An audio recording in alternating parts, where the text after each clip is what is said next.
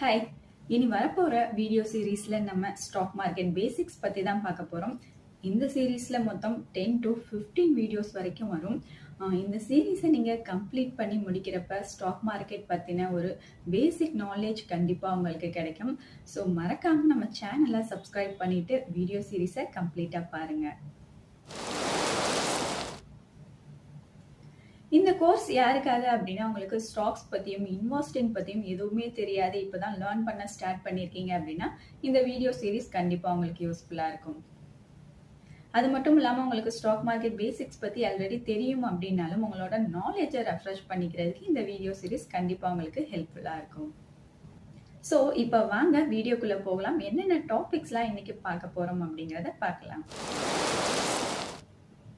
First நம்ம ஸ்டாக்னா என்ன, stock மார்க்கெட்னா என்ன அப்படிங்கிறத பேசிக்கா தெரிஞ்சுக்கலாம். ஸ்டாக் அப்படிங்கிறதும் ஒரு இன்வெஸ்ட்மெண்ட் டைப் தான். நம்ம மற்ற இதுல ப்ராப்பர்ட்டிஸ்ல போய் இன்வெஸ்ட் பண்ணுவோம், கோல்டுல இன்வெஸ்ட் பண்ணுவோம், இந்த மாதிரியான ஒரு இன்வெஸ்ட்மெண்ட் டைப் தான் ஸ்டாக் அப்படிங்கிறதும். ஒரு கம்பெனியோட ஸ்டாக்ல நீங்க இன்வெஸ்ட் பண்ணிருக்கீங்க அப்படின்னா அந்த கம்பெனியில உங்களுக்கு இருக்கிற சின்ன ஓனர்ஷிப்பை அந்த ஸ்டாக் ரெப்ரசன்ட் பண்ணுது அப்படின்னு அர்த்தம்.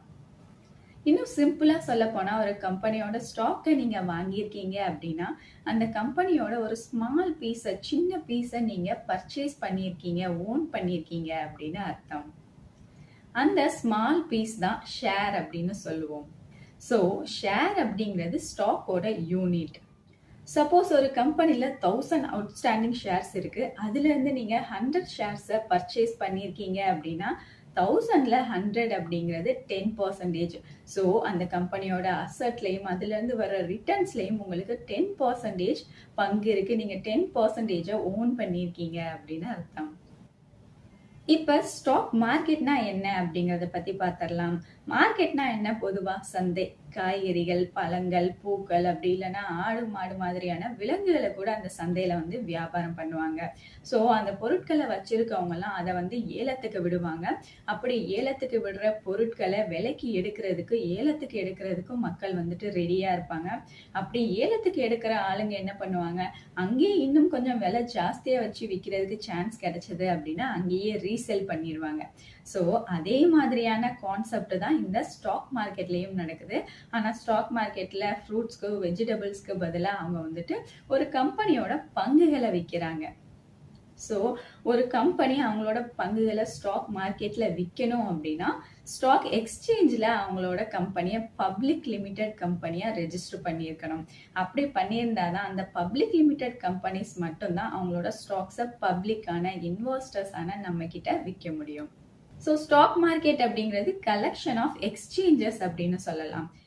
எக்ஸ்சேஞ்ச் அப்படிங்கிறது இந்தியாவை பொறுத்த வரைக்கும் national stock exchange, Bombay stock எக்ஸ்சேஞ்ச்னு 2 எக்ஸ்சேஞ்சஸ் இருக்கு. இந்த எக்ஸ்சேஞ்சஸ்ல தான் பொதுவா எல்லா கம்பெனிஸும் லிஸ்ட் ஆயிருக்கும். லிஸ்ட் ஆனாதான் அவங்களோட ஸ்டாக்ஸை நம்ம கிட்ட விற்க முடியும். ஸோ ஸ்டாக் மார்க்கெட் அப்படிங்கிறது கம்பெனிஸ் அவங்களோட பங்குகளை முதன்முறையா இன்வெஸ்டர்ஸ் கிட்ட விற்கிறதுக்கும், அந்த இன்வெஸ்டர்ஸ் அந்த பங்குகளை மற்ற இன்வெஸ்டர்ஸ் கிட்ட விற்கிறதுக்கும், மற்ற இன்வெஸ்டர்ஸ் கிட்ட இருந்து பங்குகளை வாங்கிக்கிறதுக்குமான ஒரு இடம் அப்படின்னு சொல்லலாம். ஸோ ஸ்டாக்னா என்ன, ஷேர்னா என்ன, ஸ்டாக் மார்க்கெட்னா என்ன அப்படிங்கறத பத்தி இப்ப நல்லாவே உங்களுக்கு புரிஞ்சிருக்கும். நெக்ஸ்ட் இன்வெஸ்டிங்கோட பர்பஸ் என்ன அப்படிங்கறத பார்க்கலாம். பொதுவா எதுக்காக எல்லாருமே இன்வெஸ்ட் பண்ணுவாங்க? சப்போஸ் சேவிங்ஸ் அக்கௌண்ட்லயே நம்மளோட பணத்தை எல்லாம் போட்டு வச்சிருக்கோம் அப்படின்னா ஆனுவலி 2%, 3% தான் அதுல இருந்து ரிட்டர்ன்ஸ் கிடைக்கும். அதுவே நல்ல ஒரு இன்வெஸ்ட்மெண்ட் ஸ்கீமா பார்த்து, நல்ல ஒரு செக்யூரிட்டியா பார்த்து நம்ம இன்வெஸ்ட் பண்றப்ப ஆனுவலி 10%ல இருந்து 25-30% அளவுக்கு கூட அதுல இருந்து ரிட்டர்ன்ஸ் வரும். ஸோ நம்மளோட பணம் வந்துட்டு க்ரோத் ஆகணும், நமக்கு வெல்த் கிரியேட் ஆகணும் அப்படிங்கிற ஒரே காரணத்துக்காக தான் நம்ம எல்லாருமே இன்வெஸ்ட் பண்ணுவோம். இன்வெஸ்ட்மெண்ட் அப்படிங்கிறது நம்மளோட short term and long term கோல்ஸை ஈஸியா அச்சீவ் பண்றதுக்கு நமக்கு ஹெல்ப்ஃபுல்லா இருக்கும். லாங் டேர்ம் கோல்ஸ் அப்படிங்கிறது நம்ம குழந்தைங்களை படிக்க வைக்கணும், ஃபியூச்சர்ல நல்ல காலேஜ்ல சேர்க்கணும் அப்படிங்கிறதுக்காக நம்ம பணம் சேர்த்து வைக்கலாம்.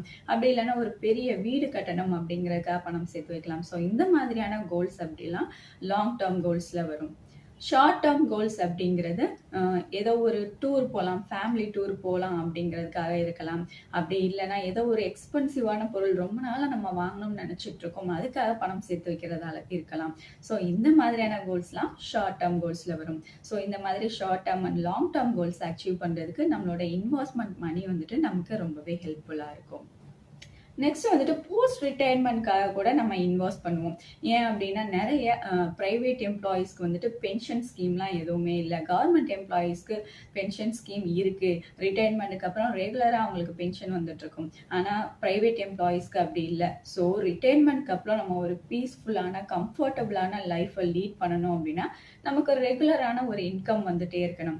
ஸோ அதுக்காக நம்ம இன்வெஸ்ட் பண்ண ஸ்டார்ட் பண்ணோம் அப்படின்னா நம்ம கிட்ட ஒரு லம்சம் அமௌண்ட் இருக்கும் ரிட்டையர்மெண்ட்க்கு அப்புறம். ஸோ அந்த லம்சம் அமௌண்ட்ல இருந்து நமக்கு பென்ஷன் மாதிரி ரெகுலரா ஒரு இன்கம் வந்துட்டே இருக்கும். ஸோ அதுல இருந்து நம்ம ஒரு கம்ஃபர்டபுளான லைஃபை லீட் பண்ணலாம். நமக்கு எப்ப வேணா எதிர்பாராத எந்த ஒரு எமர்ஜென்சியும் வரலாம். ஸோ அந்த மாதிரியான சுச்சுவேஷன்ல இந்த இன்வெஸ்ட்மெண்ட் மணி நமக்கு ரொம்பவே ஹெல்ப்ஃபுல்லா இருக்கும். அது மட்டும் இல்லாம இன்ஃப்ளேஷனோட எஃபெக்ட்ஸ்ல இருந்து நம்மளோட மணியை ப்ரொடெக்ட் பண்ணிக்கிறதுக்கு கண்டிப்பா நம்ம எல்லாருமே இன்வெஸ்ட் பண்ணணும். அடுத்து ஒரு முக்கியமான விஷயம், டாக்ஸ் பர்டனை கம்மி பண்றதுக்காக கண்டிப்பா நம்ம எல்லாருமே இன்வெஸ்ட் பண்ணணும். ஏன்னா சேவிங்ஸ் அக்கௌண்ட்ல போட்டு வச்சிருந்தோம் அப்படின்னா நம்ம இன்கம்க்கு ஏத்த மாதிரி கண்டிப்பா நம்ம கவர்மெண்ட்க்கு டாக்ஸ் பே பண்ணணும். அதுவே நம்ம இன்வெஸ்ட் பண்றோம் அப்படின்னா நம்ம இன்வெஸ்ட் பண்ற ஸ்கீம்ஸை பொறுத்து நமக்கு டாக்ஸ் எக்ஸம்ஷன்ஸ் கிடைக்கும். ஸோ இது எல்லாம் தான் நம்மளோட பர்பஸ் ஆஃப் இன்வெஸ்டிங். இன்வெஸ்ட் பண்றதுக்கு முன்னாடி என்னென்ன ஸ்டெப்ஸ்லாம் நம்ம ஃபாலோ பண்ணணும், என்னென்ன விஷயங்களை எல்லாம் நம்ம கன்சிடர் பண்ணணும் அப்படிங்கிறத பார்க்கலாம். ஃபர்ஸ்ட் நம்ம இன்வெஸ்ட் பண்றதோட பர்பஸ் என்ன, நம்ம எதுக்காக இன்வெஸ்ட் பண்றோம், நம்மளோட கோல்ஸ் என்ன அப்படிங்கிறத நம்ம ஐடென்டிஃபை பண்ணணும்.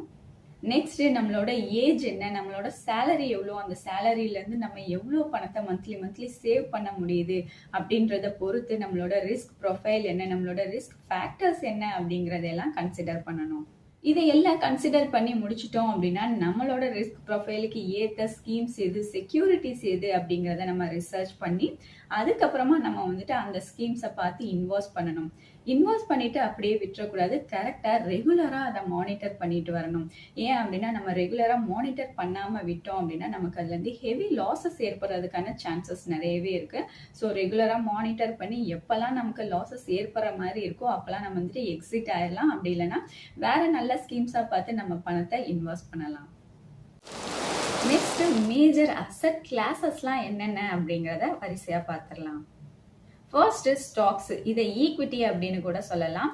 ஸ்டாக்ஸ் அப்படிங்கிறது ஒரு கம்பெனியோட ஷேர்ஸை வாங்குறது விற்கிறது, இந்த மாதிரியான ட்ரேடிங்லாம் இந்த ஸ்டாக்ஸ்ல வரும்.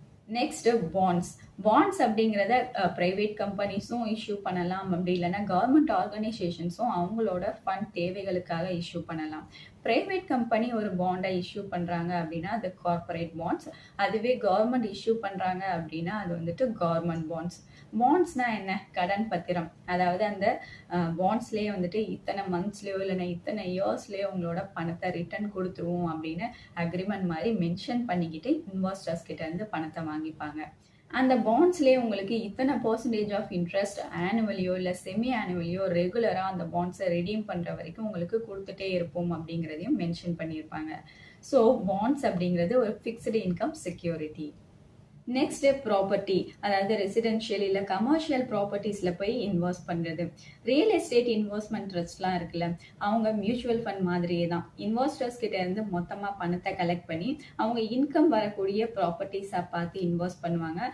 ஸோ அந்த ப்ராப்பர்ட்டிஸ்ல இருந்து ரெண்ட் மாதிரி இன்கம் நமக்கு கிடைக்கிறப்ப அந்த இன்கம்மை இன்வெஸ்டர்ஸ் கிட்டேயே பிரிச்சு கொடுத்துருவாங்க.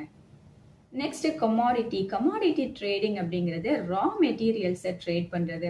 இது வந்துட்டு அரிசி, பருப்பு, கோதுமை மாதிரியான அக்ரிகல்ச்சரல் ப்ராடக்ட்ஸா இருக்கலாம். அப்படி இல்லைன்னா அலுமினியம், காப்பர், கோல்டு, சில்வர் மாதிரி மெட்டல்ஸா இருக்கலாம். இல்லைன்னா நேச்சுரல் கேஸ், கோல் மாதிரியான எனர்ஜியை கூட வந்துட்டு ட்ரேட் பண்ணுவாங்க. நெக்ஸ்ட் கேஷ் அப்படிங்கிறது சேவிங்ஸ் அக்கௌண்ட்ல இருக்க கேஷா இருக்கலாம். அப்படி இல்லைன்னா வந்துட்டு மணி மார்க்கெட் இன்ஸ்ட்ருமெண்ட்ஸ் அப்படிம்பாங்க. ட்ரெஷரி பில்ஸ், கமர்ஷியல் பேப்பர்ஸ், இதெல்லாம் வந்துட்டு ஷார்ட் டேர்ம் இன்ஸ்ட்ருமெண்ட்ஸ். இந்த இன்ஸ்ட்ருமெண்ட்ஸ் எல்லாமே கேஷ் ஈக்குவலன்ஸ்க்கு கீழே தான் வரும். நெக்ஸ்ட் இப்ப பார்த்த மேஜர் அசெட் கிளாஸஸோட ரிஸ்க் ரிவார்ட் ரேஷியோ எல்லாம் பார்த்துடலாம். ஸ்டாக்ஸோட ரிஸ்க் அப்படிங்கிறது மீடியம் டு ஹை லெவல்ல இருக்கும். அதே மாதிரி ரிட்டர்ன்ஸும் நமக்கு மீடியம்ல இருந்து ஹை ரிட்டர்ன்ஸ் இதுல இருந்து கிடைக்கும். ஏன் அப்படின்னா ஸ்டாக்கோட வேல்யூ அப்படிங்கிறது மார்க்கெட் ஃபிளக்சுவேஷன்ஸை பொறுத்து வேரி ஆகும். ஸோ அதுல வந்துட்டு ஹை ரிஸ்க் தான் எப்பயுமே இருக்கும். மீடியம் டு ஹை ரிஸ்க் இருக்கும். ரிட்டர்ன்ஸும் அதே மாதிரி நமக்கு நல்ல ஹை ரிட்டர்ன்ஸ் இதுல இருந்து கிடைக்கும். நெக்ஸ்ட் பாண்ட்ஸ் வந்துட்டு லோ டு மீடியம் ரிஸ்க் இருக்கு. அதே மாதிரியே ரிட்டர்ன்ஸும் அதே லெவல்ல தான் கிடைக்கும். ஏன் அப்படின்னா இது ஒரு ஃபிக்ஸ்டு இன்கம் செக்யூரிட்டி அப்படிங்கறதால நமக்கு அந்த பாண்ட்ஸ் அவங்க ரிடீம் பண்ணிக்கிற வரைக்கும் ரெகுலரா இன்கம் வந்துட்டே இருக்கும். அதனால இதுல இருந்து நமக்கு ரிட்டர்ன்ஸ் அப்படிங்கிறது கம்மியான returns, low to medium returns தான் நமக்கு கிடைக்கும். அதே மாதிரி ப்ராப்பர்ட்டிலையும் ரிஸ்க் வந்துட்டு லோ டு மீடியமா தான் இருக்கும். ரிட்டர்ன்ஸும் அதே லெவல்ல தான் கிடைக்கும். கமாடிட்டிஸ் கேஷ்லையும் கூட வந்துட்டு லோ டு மீடியம் ரிஸ்க், அதே மாதிரி ரிட்டர்ன்ஸும் லோ டு மீடியம் லெவல்ல தான் இருக்கும். இன்னைக்கு வீடியோல ஸ்டாக்னா என்ன, ஷேர்னா என்ன, ஸ்டாக் மார்க்கெட்னா என்ன அப்படிங்கறத பத்தி பார்த்தோம். அது மட்டும் இல்லாம இன்வெஸ்ட்மெண்ட் எதுக்காக நம்ம இன்வெஸ்ட் பண்றோம், இன்வெஸ்ட் பண்றதுக்கு முன்னாடி என்னென்ன ஸ்டெப்ஸ்லாம் இன்வால்வ் ஆயிருக்கு அப்படிங்கறதையும் பார்த்தோம். மேஜர் அசெட் கிளாஸஸ்லாம் என்னென்ன, அந்த அசெட் கிளாஸஸோட ரிஸ்க் ரிவார்ட் ரேஷியோவையும் நம்ம பார்த்தோம். நெக்ஸ்ட் வீடியோல ஸ்டாக் எக்ஸ்சேஞ்சஸ் பத்தியும் அந்த ஸ்டாக் எக்ஸ்சேஞ்சஸோட டைமிங், அதுக்கப்புறம் பிரைமரி மார்க்கெட், செகண்டரி மார்க்கெட் மாதிரி இன்னும் நிறைய விஷயங்களை பத்தி டிஸ்கஸ் பண்ண போறோம். ஸோ மறக்காம நம்ம சேனலை சப்ஸ்கிரைப் பண்ணிக்கோங்க. தேங்க்ஸ் ஃபார் வாட்சிங்.